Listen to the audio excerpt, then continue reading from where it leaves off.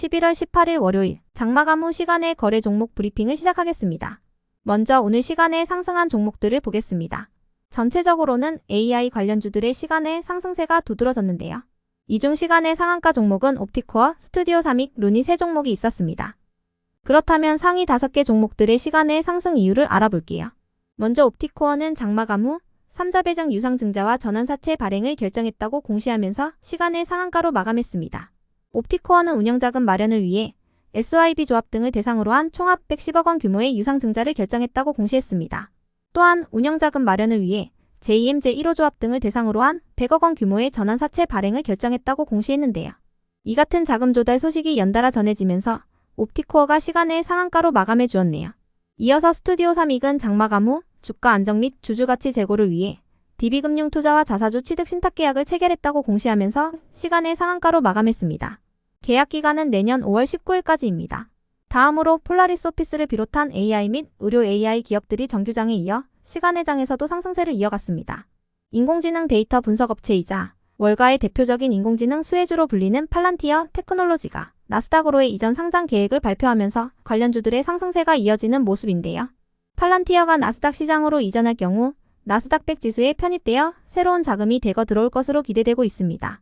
팔란티어는 26일부터 나스닥에서 거래를 시작할 예정이라고 하는데요. 이 같은 소식이 지속 호재로 작용되면서 AI 기업들이 시간의 상승세를 이어갔습니다. 이 중에서도 루닛은 글로벌 제약사인 아스트라제네카와 협업 계약을 체결했다고 밝히면서 상한가에 가까운 가격으로 마감한 종목인데요. 해당 소식이 지속 호재로 작용되면서 정규장에서 못 닫은 상한가를 시간 내장에서 닫아주었습니다. 이번 계약은 비소세포 폐암을 대상으로 한 AI 기반의 디지털 병리 솔루션 개발을 위한 협업 계약이라고 전해졌습니다. 한편 의료 AI 기업인 뷰노는 시간 내장까지 마감된 시각에 단독 기사가 붙어주었는데요. 해당 기사에 따르면 뷰노의 인공지능 흉부 엑스레이 진단 제품이 미국 FDA 승인을 획득했다고 전해졌으니 체크해주세요.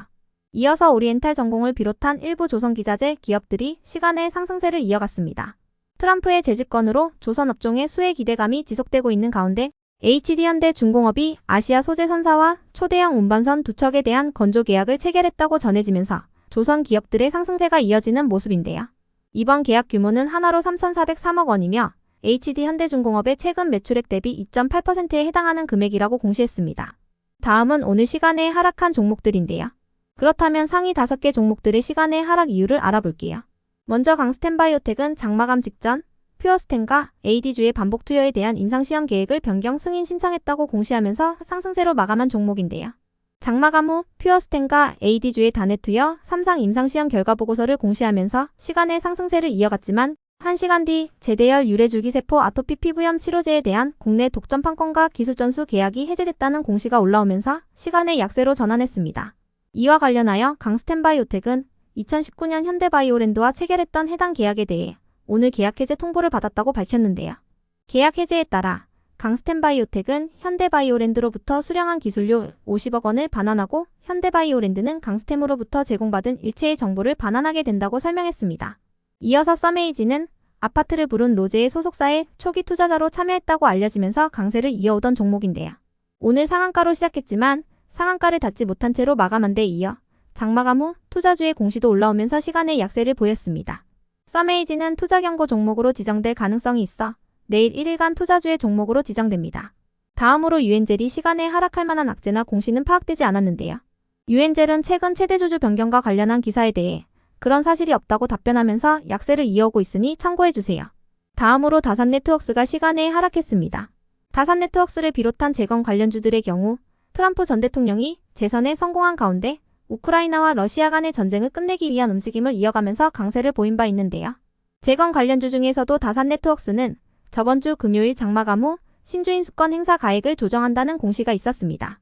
해당 공시에 오늘 정규장에서 약세로 마감하면서 시간외장에서도 매도세가 이어진 것으로 추정됩니다. 다산네트워크스는 시가가 하락함에 따라 행사 가액을 3,777원에서 3,696원으로 조정하게 됐다고 공시했는데요. 다산네트워크스의 오늘 정규장 종가는 4,160원입니다. 다음으로 모비데이즈가 시간에 하락할 만한 악재나 공시는 파악되지 않았는데요. 모비데이즈는 틱톡의 모회사인 바이트댄스의 기업 가치가 418조 원으로 평가됐다고 전해진 가운데 트럼프의 귀환으로 미국에서 틱톡이 사업을 계속 영위할 수 있을 것이라는 전망이 나오면서 강세로 마감한 종목이니 참고해주세요.